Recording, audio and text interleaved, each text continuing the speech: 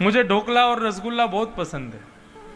ये सुनकर के ले मत आइएगा कल से कि चलो आप खाओ, क्योंकि हम भुगत भोगी हैं। एक बार बहुत भयंकर फंसा था मैंने अपने जीवन की दूसरी कथा की थी न्यूयॉर्क में। तो जब मैं कथा करने के लिए अमेरिका गया तो वहां से फोन आया कि क्या खाते हैं इंद्रेश जी। हमारे ऑफिस में फोन किया तो उन्होंने कहा सब खाते हैं लेकिन ढोकला रसगुल्ला बहुत पसंद है। तो वहां के लोगों ने महाराज व्यवस्था की। अच्छा, वो लोग जिन्होंने कथा कराई थी वे थे हिंदू, थे तो सब हिंदू ही, लेकिन थे पाकिस्तान के हिंदू, सिंधी। अब तो महाराज उन लोगों ने, मैं यहां से पहुंचा 14-15 घंटे का फ्लाइट लेकर के अमेरिका पहुंचा। वहां पहुंच करके जैसे ही एयरपोर्ट से बाहर आया, भूख प्यास लगी थी खूब जोर की। मैंने कहा भैया कहाँ रुकना है, वहां जल्दी हमको पहुंचाओ, नहा धो करके पहले भोजन कराओ।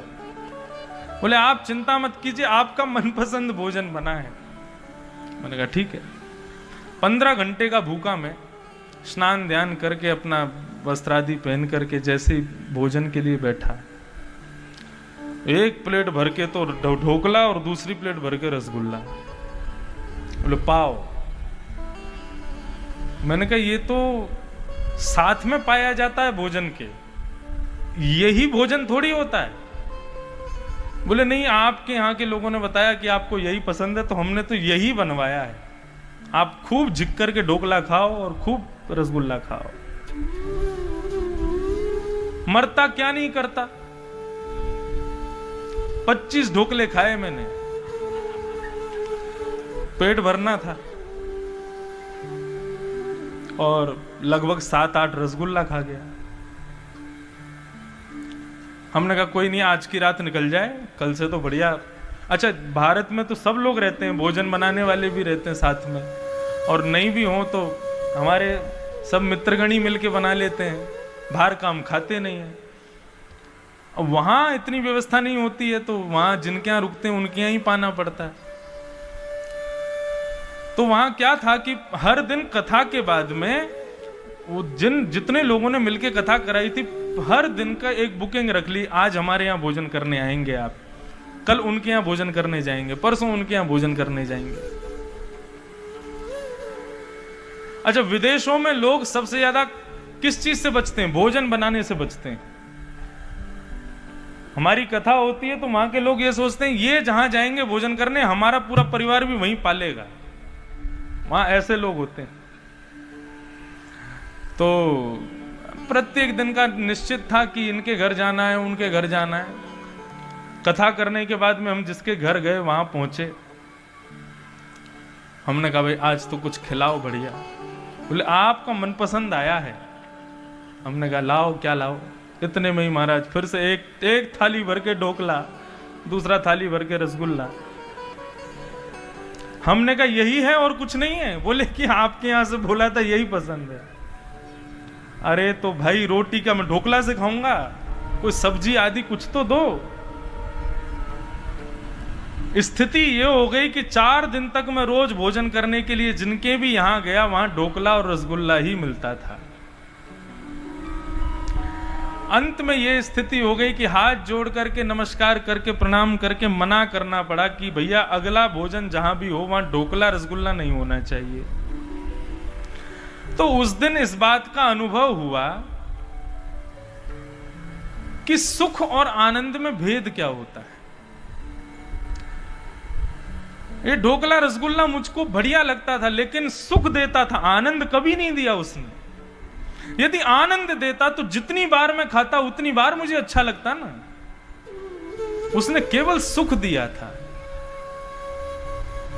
संसार की प्रत्येक वस्तु ऐसी है, उसका अति उपभोग यदि किया जाए तो उससे मिलने वाला सुख भी आपको दुख के समान लगने लगेगा। इसलिए सदैव एक दूरी बना के रखो, एक डिस्टेंस मेंटेन रखो हर वस्तु से, नहीं तो उसका अति उपभोग आपको दुखी करेगा। लेकिन भगवान कहते हैं वो सुख दुख के स्वरूप नहीं है, वे आनंद स्वरूप हैं। और आनंद क्षमा कीजिएगा, संसार की कोई वस्तु कभी आनंद नहीं दे सकती, सुख दे सकती है, लेकिन आनंद तो केवल और केवल त्रिभंग ललित श्याम सुंदर ही दे सकते हैं, उसके अलावा आनंद कोई नहीं दे सकता। भयंकर कोरोना महामारी के काल से हम लोग आए हैं, अभी भी चल ही रहा है। उस भयंकर कोरोना महामारी के मध्य में भी जब सरकार के निर्देशन से जब रामायण चलाई गई, तो उसको देख करके और पूरे दिन उसकी प्रतीक्षा रख करके कि शाम को 9 बजे 8 बजे रामायण शुरू होगी, वो जो एक प्रतीक्षा का जो समय होता था, जो उसका वेट हम करते थे कि कब शुरू होगी, और इतना आनंद आता था जब मंगल भवन मंगल हारी, मंगल भवन मंगल हारी, प्रभु सुत दशरथ अजीर बिहारी, प्रभु सुत दशरथ अजीर बिहारी, सीताराम चरित पावन, सीताराम चरित, सीताराम चरित अति पावन, सीताराम चरित अति पावन, पढ़हि सुनहि अधिमति मन भावन, पढ़हि सुनहि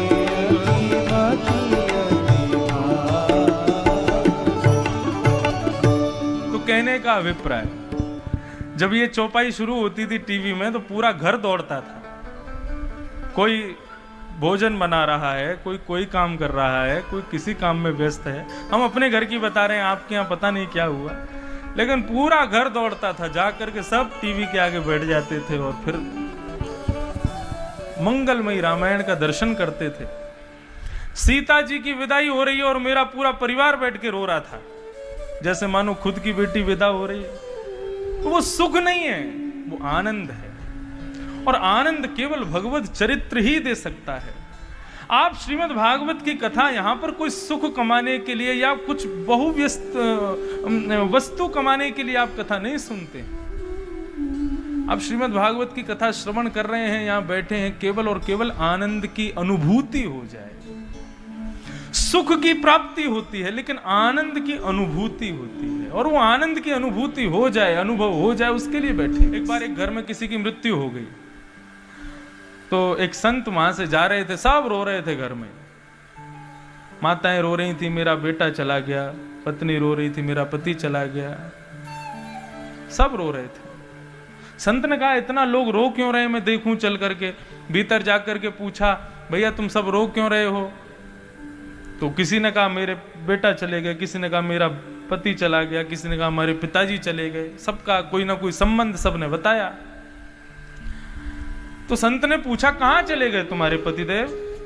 आपके पिताजी कहां चले गए? आपका पुत्र कहां चला गया? कहीं परदेश गया है? नहीं परदेश नहीं, वो ये हैं सामने, लेकिन हमको छोड़ के चले गए। बोले कहां चले गए? बैठा तो है तुम्हारे सामने, लेटा हुआ है।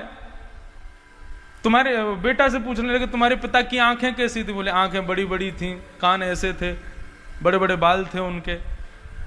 तो शव को देख करके संत कहने लगे, इसकी भी बड़ी आंखें, बड़े कान हैं, बड़े बाल हैं, ये तुम्हारे पिता ही है ना? बोले हाँ है तो पिता ही। तो फिर रो क्यों रहे हो?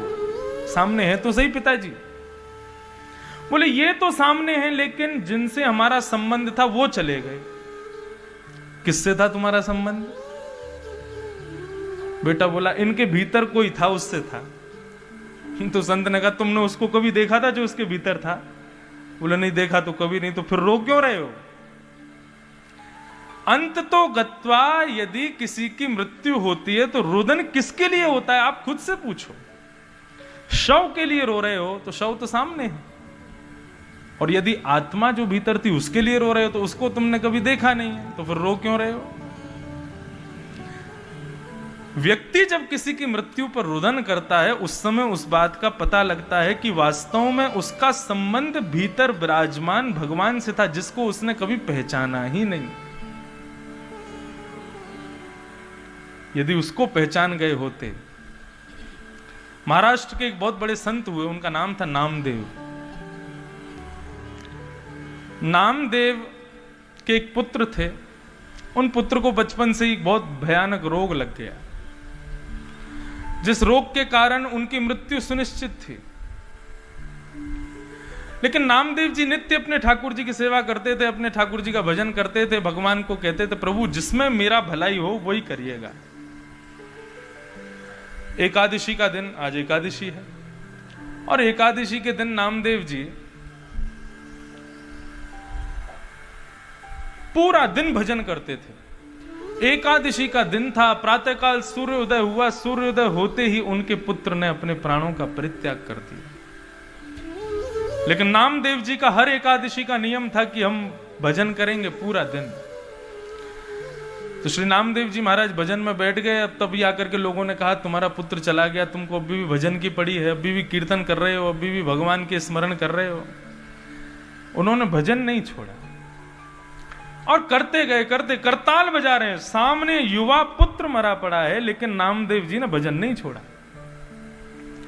करते करते करते एक आश्चर्य हुआ। क्या?